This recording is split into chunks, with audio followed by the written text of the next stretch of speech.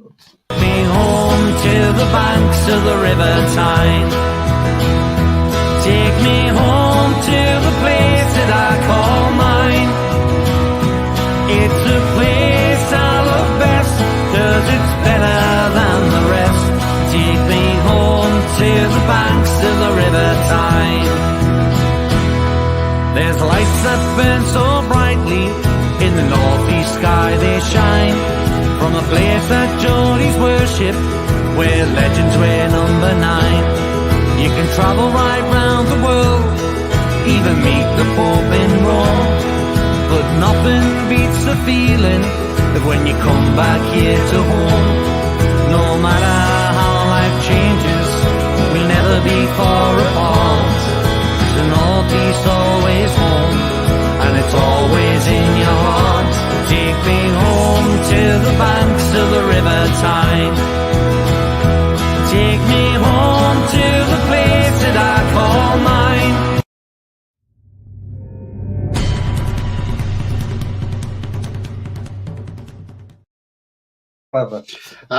Good evening, everybody. Welcome to It's All Black and White TV. And yes, it's the Newcastle United versus Brighton and Hove Albion match preview live. Yes, it is. And I'm joined by Roly. How are you, Roly? I'm good, thanks, Tony. Looking forward to the show. Getting a little bit nervous about the game.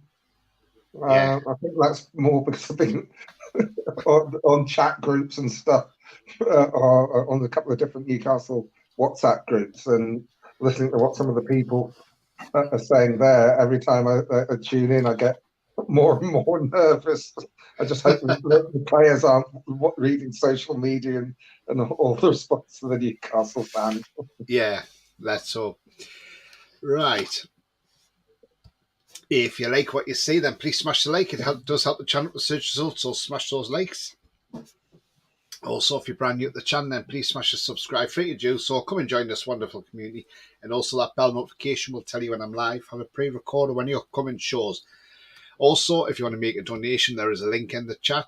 Just click the link and follow the instructions. Right, before I get into the show and get into any comments as well, I just want to put this out there. Come on, Luton Town. Let's see you beat the Mackhams tonight. Come on, Luton. We want you to win. So, come on, Hatters. Let's see you beat the Black Cats tonight. Right. Okay, let's get into some comments because they've come flying in. And Bia says, evening, Tony, Roly and chat. Good evening to you, Bia. I hope you're very well, my friend. Trolls says, evening, Tony and Roly. Good evening, Trolls. Hope you're fine. Mag Debate says, Thursday night is one of our biggest games in years. Absolutely. It's Mahoosive, mate. It is. It's absolutely Mahoosive on Thursday. So's Monday as well, in a way. But yeah, Thursday more than Monday. Evening, Tony, Roly. And the one and only Trolls says, Mighty Mag. Good evening to you, Mighty Mag. Hope you're well. Our read folks says, Mag Debates, absolutely fine, mate. How are you? Hope you're well. Hope you've had a good day. Sun's still shining. It's very warm here. Troll says, VAR decision going on if Tony can stream or not. Yeah, I get what you mean. Yeah, sorry, I was a little late. Yeah, that was my fault, my end. Mighty Mag says, going to crack open a beer. Who's joining me? Well, not drinking beer, but I've got me water there. See, bottle of water. So there you go. I've got my beer. Yeah. Hi, peeps. Says, how are you, the lads? Hi to you, mate. Hope you're well. Joel says, hope Everton Brighton turn up on Thursday. I mean, it's the Brighton that played at Everton turned up. Oh, yeah. I see what you mean, yeah. Scouse referee for the Brighton game. Yeah, you're absolutely right, Jeff. I mean, it's Rob Jones, isn't it? And you couldn't make it up, could you? You couldn't make it up. Mighty Mag says, who agrees Leicester are going down and deserve it? Can keep all their players after watching that pair last night. Do you know what it is, Mighty Mag? The thing is, they are going down. Yeah. If they turn up on St James's Park next Monday playing like that, we'll not just beat them 3-0. We'll absolutely smash them. And do you know what? I think players are just probably thinking, just let's get this season done and get away. You know, it's just an awful season for Leicester City. I just don't know what's gone wrong with them, but they The are thing- doomed. If we beat them on Monday, they're gone. I'm sorry, in my opinion, because the only way they can go down is if Everton beat Wolves on the weekend. We can relegate them on Monday night. But Everton's got to beat Wolves first of all for us to be able to relegate. Yeah. There's still a chance that Everton go down. How are the lads? Is that handball by Firpo? Wouldn't any game be a second yellow? Then they wouldn't have made a positive subs. They had to put a defender on and a threat to score an equaliser. You're absolutely right. How are the lads? I mean, the thing is, I think he should have been booked for that. He should have been. But apparently, because it's VAR, you can't do that after. It's only if it's a red card you can do a red card or overturn a one to a yellow. But it is. He should have been able to do something. But I mean, most times when that happens, most times the players don't get booked. Yeah. It does happen occasionally, but it's got. Just say VAR won't intervene on a yellow card, but it will on a red or potential red. It'll either turn it from a red to a yellow or a yellow to a red, but it won't do it from nothing to yellow. It's like you can't appeal red cards. So you can appeal red cards, but you can't appeal yellow cards.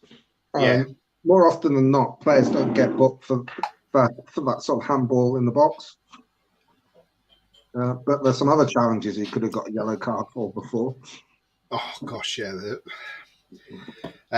Joel says a ref thing is something we can point at if we lose because of horrendous VAR decisions. Well, thing is, I recorded it last night and I looked and I watched it this morning and I was quite intrigued to hear the actual conversations between the referee and VAR, especially more on the fact that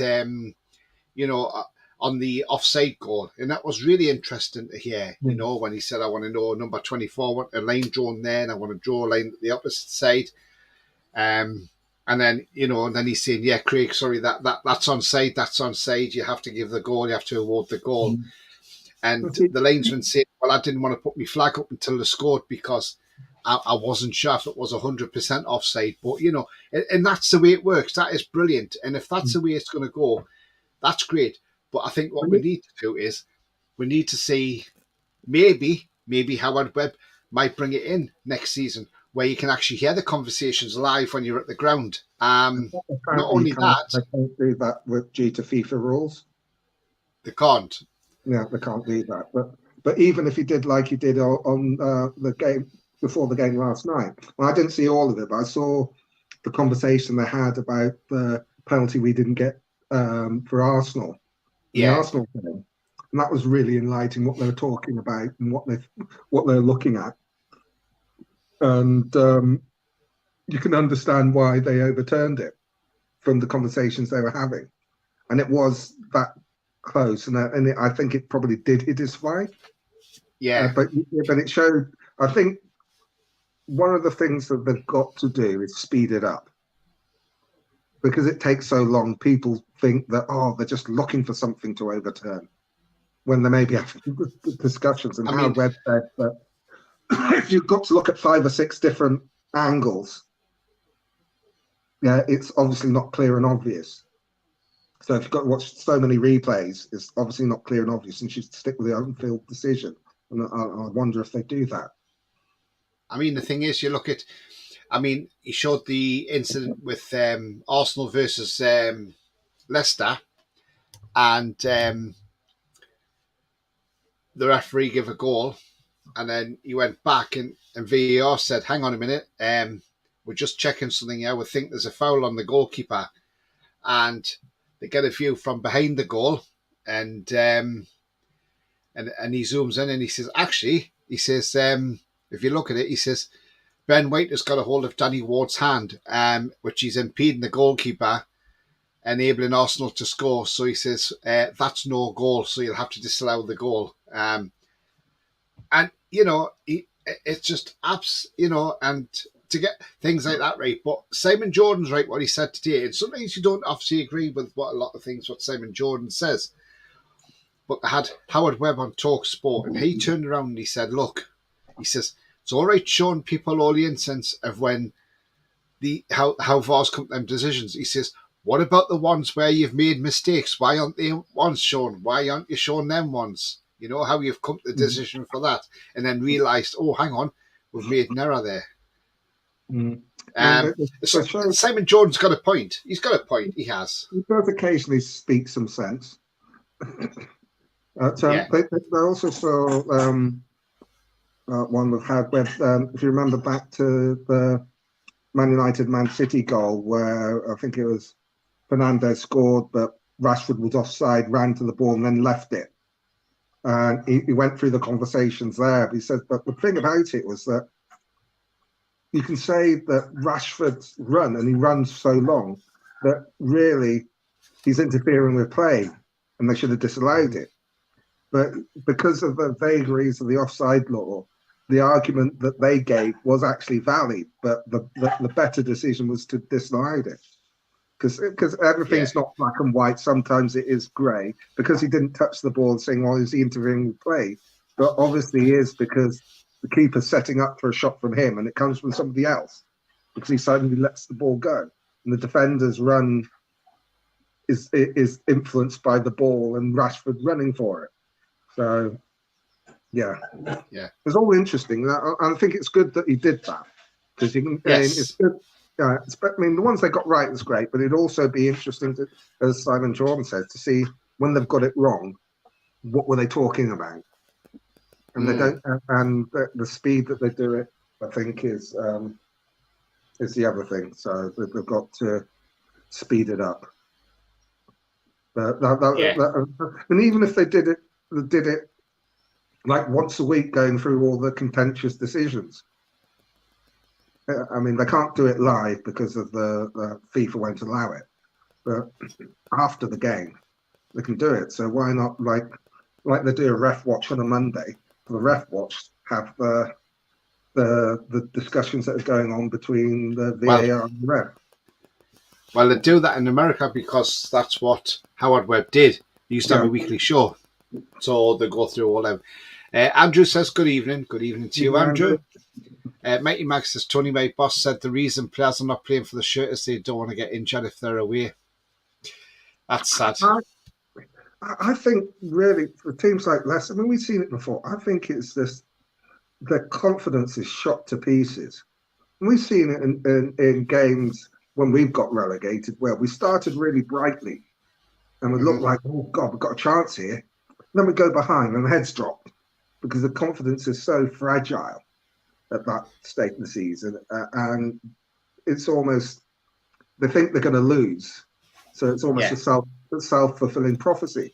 It's not that they're not trying. I mean, I watched the game and I thought James Maddison was trying his heart out, but nothing was coming off. And a lot of the time you think, well, they're trying to pass and dribble out the defence. I think you're playing a really good team. You're in bad form. Why are you doing that? Just get rid of it. It's almost they're trying too hard. I don't believe players don't try. I think it's more a lack of confidence, of fear of making a mistake. So when you're fearing making a mistake, you're going to wait that little bit longer to make sure that the pass you want to give is on. And then you wait too long. Or you don't want the ball. And you get the ball and then you panic because you don't know what to do with it because you're not ready. You're not in the right frame of mind. I don't think they don't try, but it's like Spurs when they played us at St James's Park. They fell apart in the first 20 minutes. But it's not because Spurs aren't a bad side.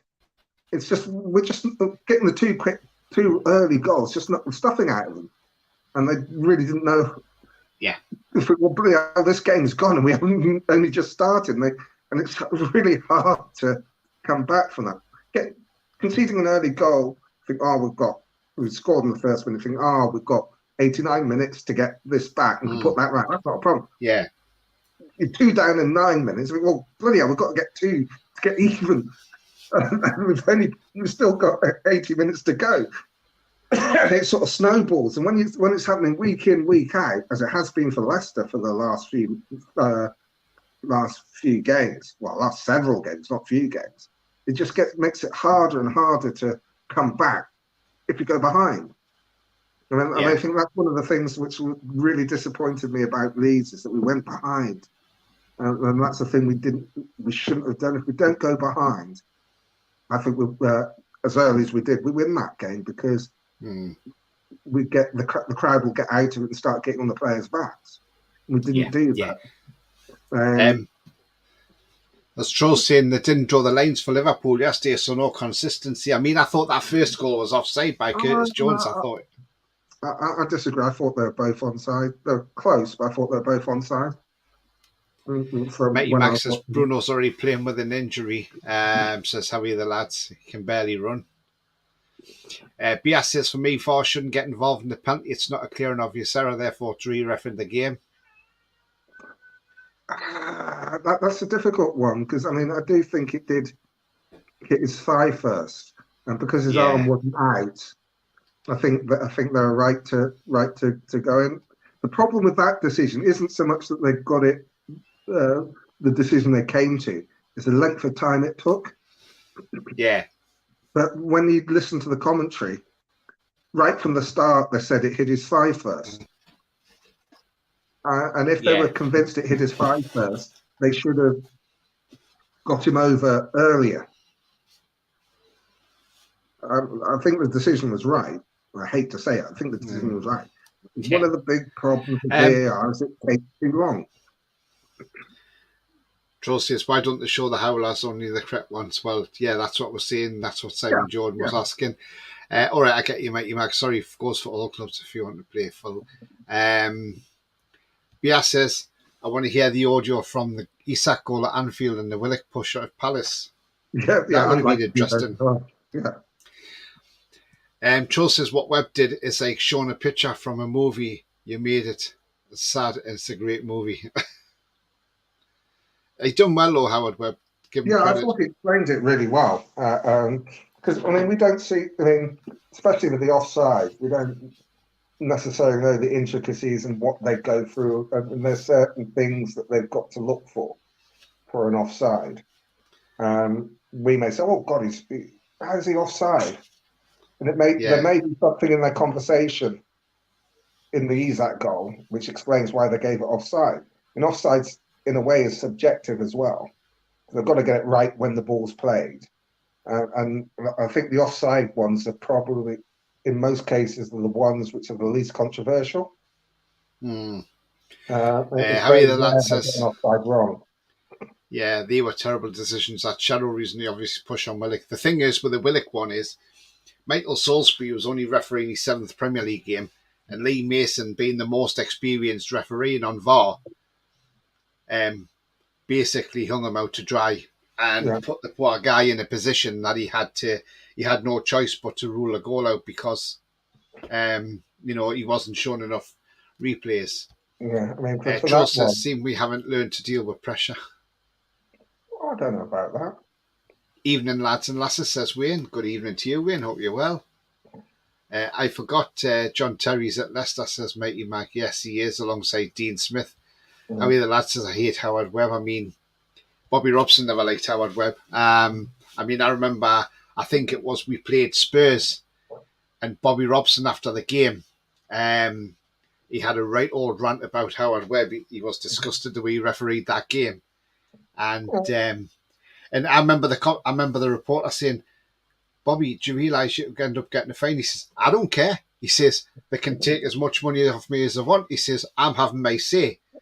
This referee is very poor. He's a disgrace. And I thought, do you know what it is, though? But this is what I liked about Bobby Robson. He did not care. And that, that guy had his say. And if he got fined, he couldn't care less if he got fined. Just pays the fine off and, yeah, okay, I'll do it again, And I totally agree with Bobby Robson. The thing with refs is, like players, they can have good games, they can have bad games, and they can have stinkers. I can't remember the referee it was, but one of Ian Wright's stories is he was playing in a game, he was playing for Arsenal at the time, and the ref was having a really bad game. And he goes, ref, you're having a stinker. And he says, I know, but I'm not as bad as you're playing. They can have bad days, they can have good days. inconsistency is one of the biggest bugbears in football, and Yeah. it's I don't think they personally go out to have a bad game, but it happens, and you have some refs that are better than others. It's like you have some players that are better than others, and you like to have the ones that make the less risks than the ones that make more. It's tough because they've got both teams at them all the time. The way some of the players react, particularly like remember that incident in the game at Old Trafford where Fabian Schär rolled the ball back to Nick Pope to take the free kick from offside, and Ronaldo waited and nipped in and took the ball off. After that, almost the entire outfield of Man United were crowding the ref and badgering. So they get pressure from the players, they get pressure from the fans. Maybe, and if they're having a bad day, it probably helps them to make the wrong decision. Yeah. But I'm not a lover of refs, but they're only human, so and they're only as good as they are. Yeah. Jan Nevens, good evening to you, Jan. He says Dominic Szoboszlai has a €70 million, £61 million release clause in his contract. Yeah, the talk is apparently we are not looking to do a deal with Szoboszlai because it's not the fact of just a fee, it's the fact he's on 150k a week wages as well. So, but again, that could just be down to media talk, so who knows? Yeah. I mean, the thing Patrick about says... So I was just going to say, the thing about it, just because it's got a release clause doesn't mean that the club won't sell him for less. Yeah, it depends on the deal, how you do the deal. I mean, you look at Enzo Fernandez at Chelsea. You had a release clause, was it 120 million, something like that? Yeah. 100 million? Well, they got the 100 million, but they didn't get it all in one chunk, which is what a release clause essentially is. If you're going to buy it, you pay us. They've got it in installments. Yeah. But they gave an 8-year contract, but Benfica said, we ain't waiting 8 years for it. You pay it less than 3 and they really wanted the deal, so they're getting it in 3 bits. So it's just because it's a €70 million or £60 million release clause, it doesn't mean that you're paying all that in one lump sum. You can structure a deal if the player wants to go and the club are happy to sell. There's always a deal to be done. So the release clause is there to protect the club. If it's more for January than the end of the season, because someone comes in the middle of the season in January to buy a player, you've got to replace him straight away because you've got a season to continue with. So you put a release clause in so that you've got the money to replace him in the summer. I mean, you look at prices in January compared to the summer. I think when we were going for Botman in the first transfer window with the new ownership, I think it's Lille wanted something like 50 million for him. In the end, in the summer, we got him for 35, including add-ons. Yeah. So it's a case of if the club want to sell him, then they will negotiate. If they don't want to sell him, if you want him, this is how much you've got to pay. So you just got to wait till the summer because look at Isak. When we looked at him originally, they wanted, well, I was going to say silly money, but looking at the way he's playing, he's probably worth what they were asking. But we got him in the summer for, including add-ons, for 63. Yeah. I think they wanted something in the region of 80. So it all depends on the situation of the selling club, what the player wants to do, what the manager wants to do. And if obviously Leipzig wanting to do a bit of a rebuild, selling someone like, you say his name, Szoboszlai. They can use him to raise funds to strengthen in other areas, if that's what the club wants to do. And if that's the case, they're going to want as much as they can get, but then won't necessarily stick to to the release clause. It's there for when the club don't want to sell the player. Exactly. It's a way of keeping the player there. Yeah. Patrick says 2 draws and a win is okay for us, right? No, Patrick, we need 6 points, mate. We need 2 wins. But saying that, it all depends how Liverpool get on against Villa on Saturday. Villa could hold Liverpool to a draw, because all I keep seeing is people coming out and saying, "Oh, Liverpool will wallop Villa on Saturday." No, what makes you think? How's Liverpool going to wallop Villa? Villa are fighting to be in the European places. They're in there. They don't want to lose that place, so they are going to go to Liverpool. Well. So it's not going to be a walk in the park for Liverpool. Howie the lad says depends on goal difference. Yeah, absolutely nuts. Troll says as we need 2 wins and it's only 3 goal difference between us and Liverpool now. Absolutely. Yeah, Troll says 4 goals. Yeah. At the moment. Yeah. So say if Leicester play against us the way they played against Liverpool, we'll pad that goal difference. 90%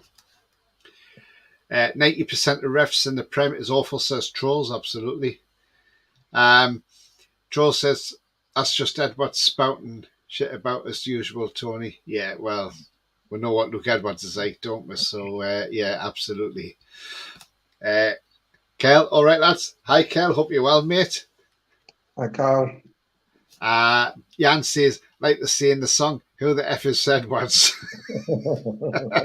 He's a late Nottingham fan. Indeed, Jan. Ian says, evening, Tony Roly. Tough game on Thursday. It is, Ian. It's going to be a tough game. We're going to preview that in just a moment once I get through these comments. Dan Ashworth looked like what I'm doing here last night, says Mighty Mag. Yes, he was at the game last night, wasn't he? Probably checking out to see how the Leicester players were. Ian says, evening, Trolls. And Lee says, evening, Tony and Roly. Let's have a good win against Brighton on Thursday. The ground will be buzzing on Thursday. I think Villa will beat Liverpool. Do you know what? That's not a bad shout. Mason says, evening, everyone. Evening to you as well, Mason. I mean, right, let's look at the Brighton game now, because we've spent a lot of time talking about VAR and all this, and, you know, Lee says, let's give the thumbs up for Tony and Roly. Thank you very much indeed. Yeah, do smash those likes, please, and if you're new to the channel, please smash the subscribe. I'm only 3 off from 550 now. Let's see if we can get 550 by the end of the show. Why not? Yeah. You in the chat or watching that haven't subscribed, just hit that subscribe so we can get to 550 by the end of the show. I mean, yeah, so we've got, on Thursday, obviously, we've got Brighton and Hove Albion, which is not going to be an easy game. We know that's not going to be easy. You know, they're going to be difficult, but as long as we start off well and turn up, then I'm sure, you know, it's going to be a difficult game for Brighton. I mean, let's not forget, Brighton's got to travel all the way to Newcastle. I know, albeit they'll probably fly up, which is the norm now anyway. But, you know, I can see it being a difficult game, but then it's not a game that we're going to be frightened of. It's a game we can go in there and think, do you know what? Let's go and try and grab these 3 points. If we win on Thursday night, that puts a whole different perspective on the top 4, because that then puts mountain pressure on Liverpool, because they'll be thinking, oh, hang on, Newcastle have won now.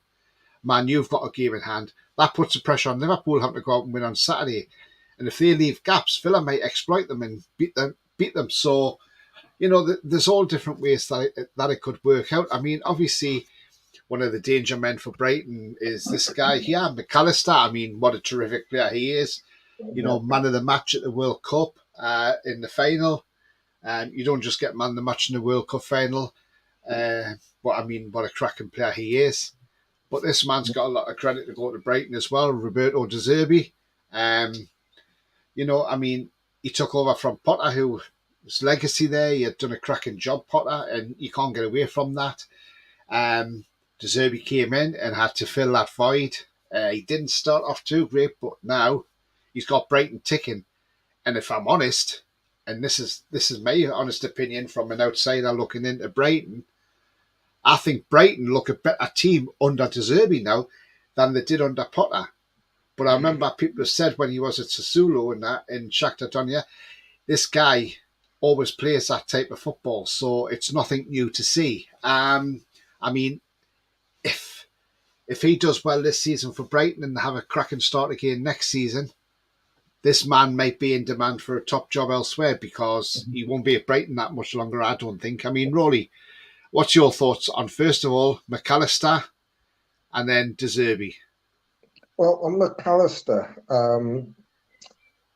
I was really disappointed in the World Cup. Not of his play, is that Messi got the Ballon d'Or when McAllister was the best player in that Argentine squad. And if anyone from that squad should have got it, it would have been him. I think he's a terrific player. He caused us lots of problems down at the Amex, and he'll cause us problems on Thursday. He's a terrific midfield player. He'll be gone at the end of the season, but he's a real danger. De Zerbi, as you say, I think Brighton have kicked on since he took charge. I thought Graham Potter did an excellent job at Brighton, but this guy has really kicked on. Regards to the game on Thursday, as I said at the beginning of the show, the more I hear the panic on the social media from the Newcastle fans, I hope the players don't actually listen to this, because everyone's been wetting themselves and saying, God, it's going to be. It's almost like they think we've got beat already.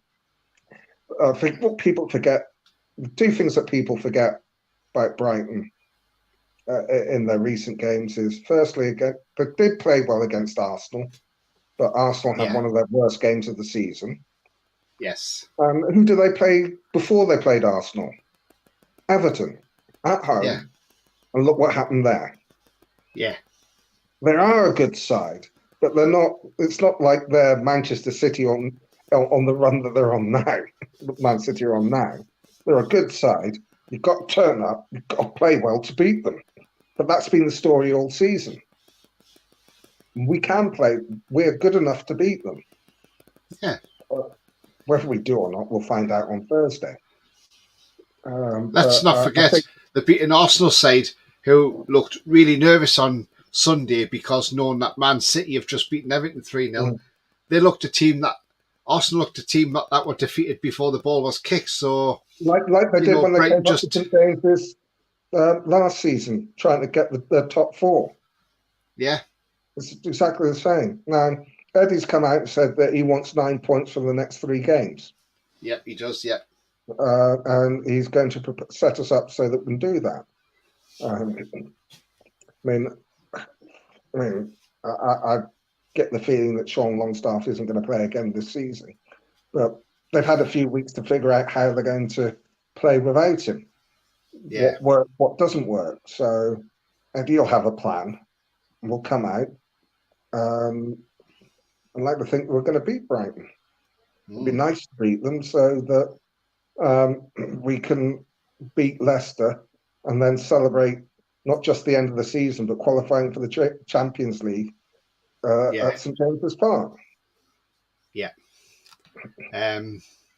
Billy's in the chat. Good evening to the dynamic duo and chat too. Thank you very much, Billy. Good evening to you, mate. And great to have you on last night. Yeah, that's and definitely we'll have you back on, Billy. 3 points a must tomorrow. Thursday, matey mag. You're getting ahead of yourself. I think you think that's another bank holiday. It's a game we want to win. It would be a major setback if we don't win it, but still, even if we do lose, it's in our hands, because if we win the last 2 games, we still qualify. And that's irrespective of what Liverpool and Manchester United do. Exactly. And he's saying that they're going to win all their games. I expect Liverpool to win all their games, but they've got a really tough one against Villa on is it Saturday they play Villa? Yeah, Saturday at home, yeah. It's a really tough game. And Villa are a very good side. Because they're proved by their position. Manchester United have got a couple of tricky games. I think they played Chelsea midweek, and then they played away at Bournemouth. They're away at Bournemouth on Saturday. Yeah, so those aren't easy games. So it's Chelsea's next Thursday. no, it's next Thursday. Okay. Yeah, so they don't play Chelsea this week, no. Okay. But that's going to be a tricky game because Chelsea aren't going to want to lose to Man United. So it's there could be twists and turns before the season's out. We don't know. That's the beauty about football. 1 week, one game, you have Brighton, a team challenging for Europe, getting stuffed by Everton in the relegation zone, and then the next week they go. The next game they go to Arsenal, who are fighting for the championship, and batter them. This is the way football is. That's why we love the game. Yeah. Trolls fears Brighton, to be honest. Trolls, the thing is, we don't fear, not to fear Brighton, but remember, I mean, even as Billy said last night, the way they played against Arsenal, played a high energy game against Arsenal. The thing is, they could be tired. He says they did that again. Like Billy said, they've done that with Man United, got the win, and then 4 days later they got thumped 5-1 off Everton at the Amex. And who would have thought Everton would have gone to the Amex and beat them 5-1? So, you know, it all depends how we start on Thursday. That's the key, how we come out and start. If we start off well, then I think we should be all right. Troll says, Southampton can play with no pressure, so that won't be easy for Liverpool. Well, it's the last home game of the season. I mean, it might even be an empty stadium because God knows how many Southampton fans will turn up to that game. It's going to be interesting. Billy says, the press has to be spot on. We saw exactly how they played through Arsenal's press defensively. They're an excellent football side. They actually are. Billy, De Zerbi's done a great job. Yeah. Patrick says, and Cecil couldn't hit a barn door when he played Everton. Very hot and cold. I'm not sure if he's going to be fit because he went off with an injury, didn't he? Pierre says, we've only lost to Liverpool now since St James's, so we can do this. Asking as he doesn't start Wilson and Isak. Yeah, I mean, I've got a feeling Wilson will start on the bench, in all honesty. But to be honest, I don't care which one of them starts.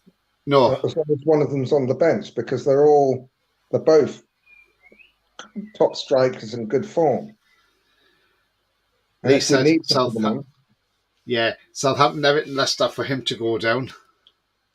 I hope so. Let's hope. Niall says, yes, lads, bigs ups.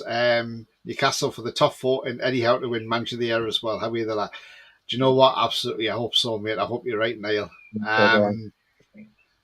Good show last night with Billy on. Try and get Paul on and fix it. And Alex on sometime as well. We'll have to speak to him. Maybe Billy might ask Paul if he'll come on one night and we'll do a collab. Yeah, let's see. Niall says, King Billy, hope you're well, legend. Absolutely. Evening, Billy says, Wayne. Alan says, Bournemouth will be on the beach now to play for. Well, you say that, Alan, but there's probably players there who are probably playing for the future. So, and plus, they were not very happy about getting beat off Palace because even Gary O'Neill said we were poor and he says we want to put that right. So the chances are Man U go down there on Saturday and it might be a different ball game. Plus, not only that, if you look at these teams like Bournemouth, they need to try and finish as high as they can because the higher they finish, the better money they get in the Premier League. So they might look at that and think, I think every place, if you up the league you go, is something like £2 million for each place you're up the league. So, I mean, for a club like Bournemouth, that's invaluable. And we say the players are on the beach. I think it's they play with no pressure. It doesn't matter so much if they lose. Yeah. But I still think as professionals, they go out to win the game. But they're not playing with the pressure of the teams on the top and the bottom. Alan McTears just said there, he says, did Arsenal make Brighton look good or were Brighton really that good? I admit I'm a tad nervous. but would love to see the tune start like they did against Spurs. How the lads think.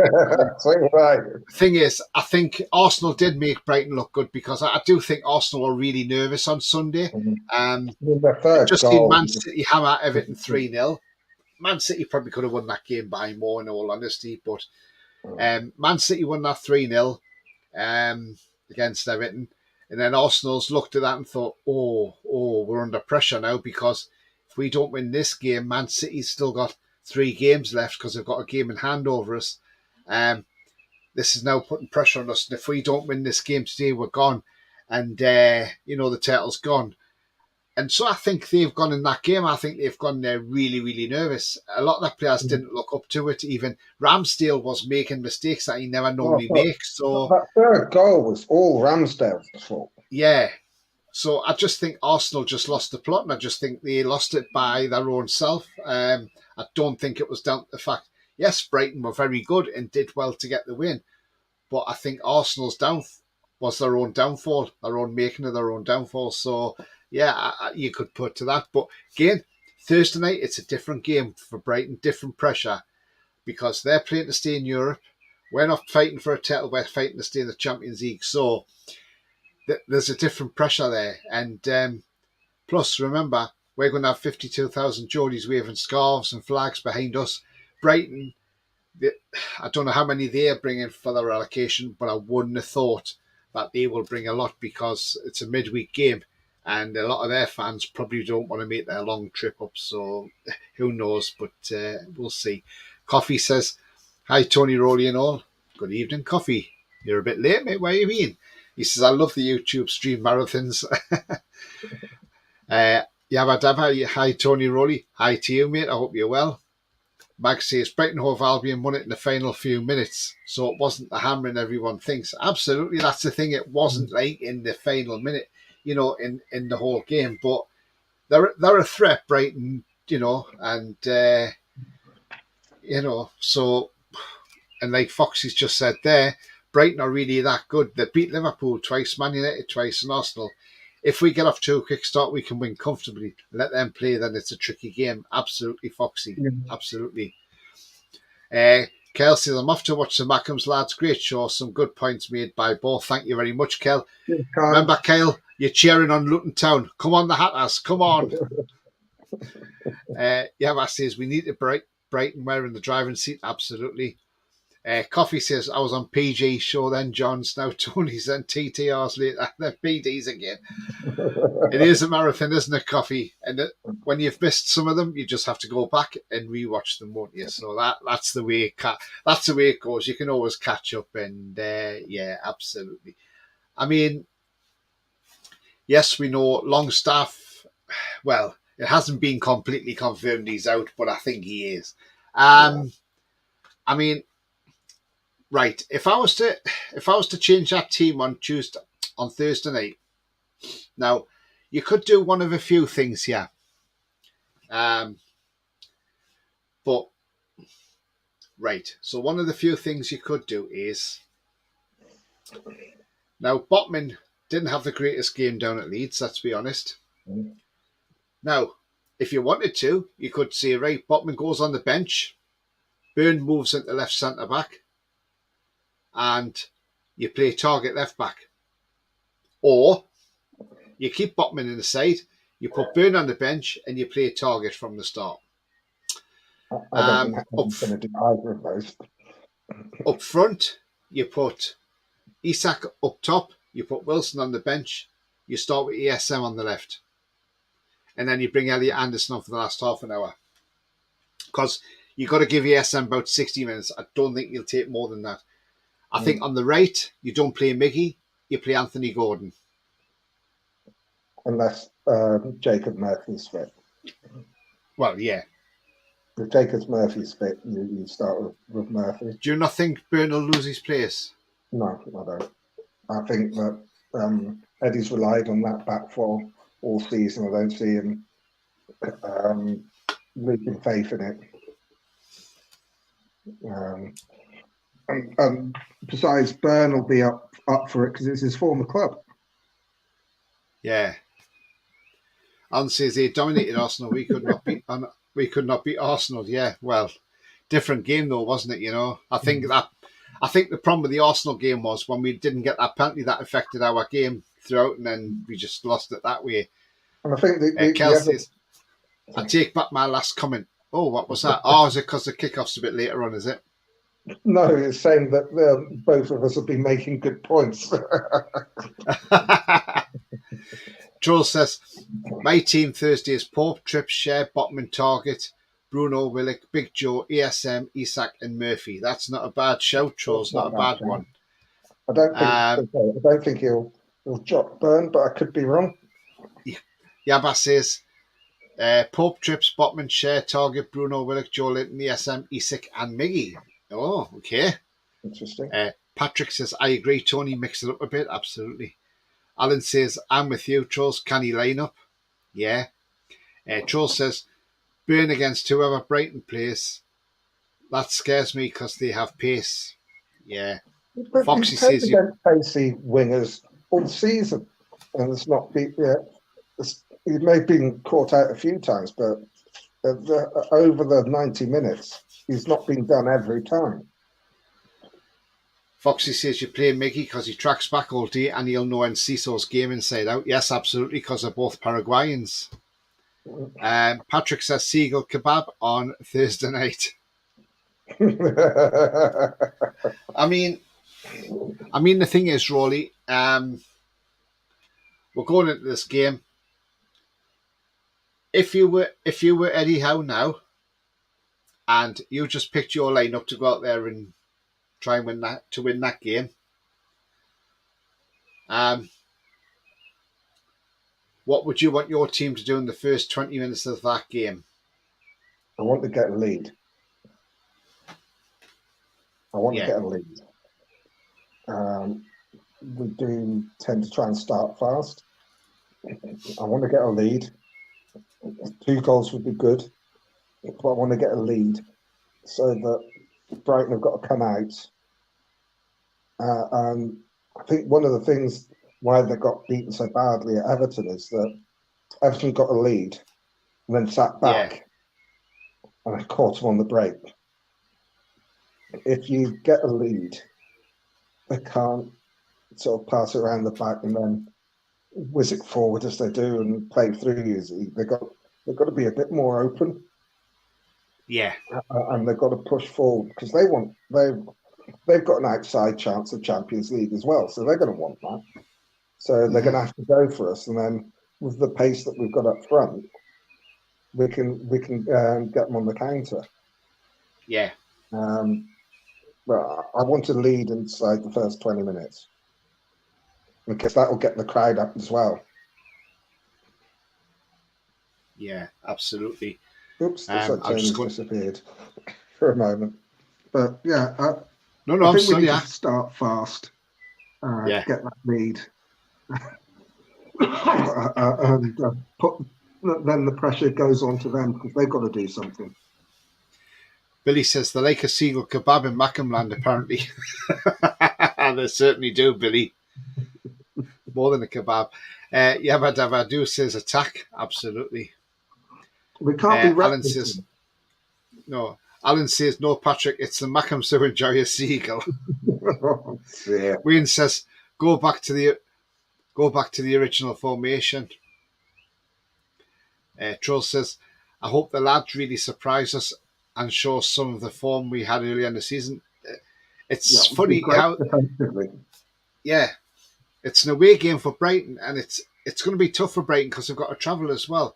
Yabba says, but at the end of the day, it's in our hands, absolutely.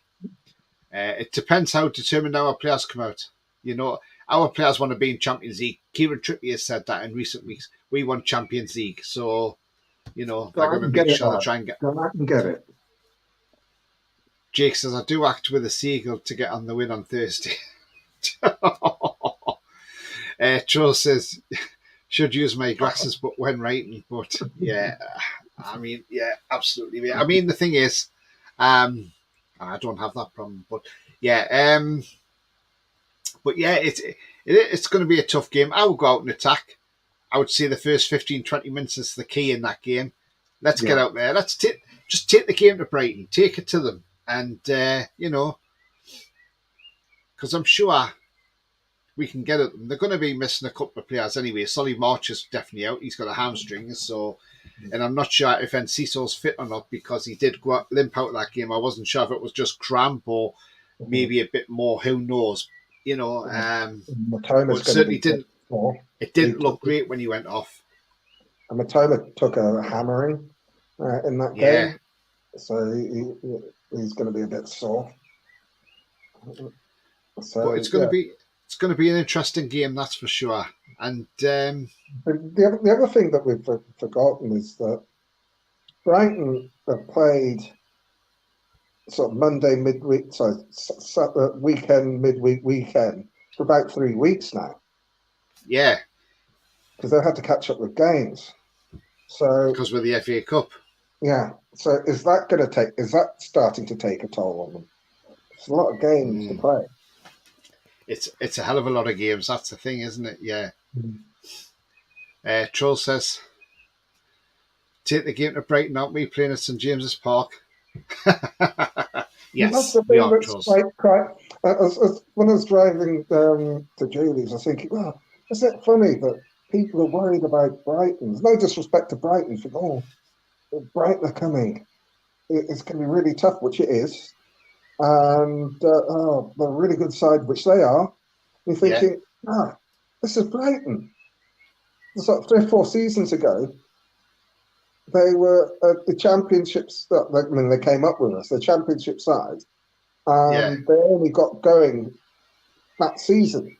They've been in the championship for ages, and look, their rise has almost been as meteoric as ours. Yeah. So it's funny in a way. Wow, it's Brighton, and people are talking about Brighton in such glowing terms, and they thoroughly deserve it. You go back to that win last season at home. I was at that game when we won, and the thing is, that's the first time we'd beat Brighton since we got the Premier League with Brighton. And but as I say, we're under a new ownership now, and it's just going to be well, I say new ownership. They're been over a year now, but the thing is, though, I think Brighton, depends how Brighton start. That's the thing. They might be nervous. De Zerbi's already said it's going to be a nice stadium to go to because he's now obviously beat the St James's Park. So obviously he's looking forward to the to coming to the stadium. So it's who plays better on the night. That's all the end all. Alan says our biggest game of the season up until now. Yeah. Bias says Brighton only beat Man U due to a late penalty. Yes, they did, absolutely. Well, it's still beaten. We must be favourites, says Patrick. We will be because we're at home. Mason says, think about it, Brighton nearly went out of business. Yes, they did, Mason, when they were at the Withdean, weren't they? Yeah. Goldfather says, hope your RSPC isn't watching this stream, lol, eating and doing acts on seagulls. Yeah, let's hope not, yeah. Joel says, Brighton won over some of the top 6 place when they weren't that good. Yeah. Chris W, good evening to you. He says, both teams deserve to be top 4 to finish, so it can be a close game for this one, absolutely. Alan says, the ref on Thursday is a Scouser, so I'll be watching him very closely in his decision making. Absolutely, Alan. Won't we all? Andrew says, I think it's going to be tight, hard fought game, but I'm saying 9-0. If it's 9-0, Alan, Andrew, you're getting the beers in. Yaba says, when we expand our stadium, we should move the away stand a bit lower. Well, for the atmosphere, I see what you mean with that, yeah. So apparently the away fans are supposed to be sort of pitch side rather than up in the gods. Are they? Yeah. But we're not stopping us putting them up in the gods, so we do. Patrick says, why do Seagulls have wins to beat the Mackhams to the tip?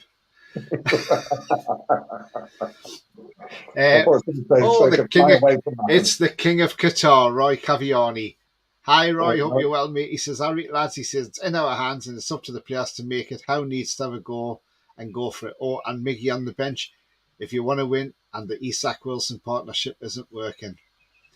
Not had enough time. They've not had enough time. They've not worked. I think that it could work but they need a Yeah. pre-season to work on it. Yeah, absolutely. And I saw your video the other day, Roy, when you at the cup final in Qatar. I hope you enjoyed it, mate. I hope it was good. Nick says, we are just nervous about this game as you are. The game is probably bigger for you than us, so hopefully that plays into our hands. Always a great night out, regardless, Brighton, Hove Albion. Yeah, big up to you, mate. I mean, do you know what, Nick? You've had a great season, mate. Honestly, you have. You've had a terrific season. And do you know what I would love more? Is if you actually crashed the top four with us as well and not Man U and Liverpool at the top four. That would be absolutely fantastic. It's probably not going to happen, but if it did, it would be fantastic. But you know what it is? You'll get a European place, and I can't, I just think you have done so well, and De Zerbi is took you to another level after Potter. So maybe getting rid of letting Potter go to Chelsea has worked out in your favour massively, because he seems to be a very good manager, and I'd never heard of De Zerbi in all honesty before he came in. But yeah, thanks. And if you're new, mate, smash that subscribe as well. That'd be great. Thank you very much indeed. And I hope Brighton do well for the rest of the season after Thursday. Yes, absolutely.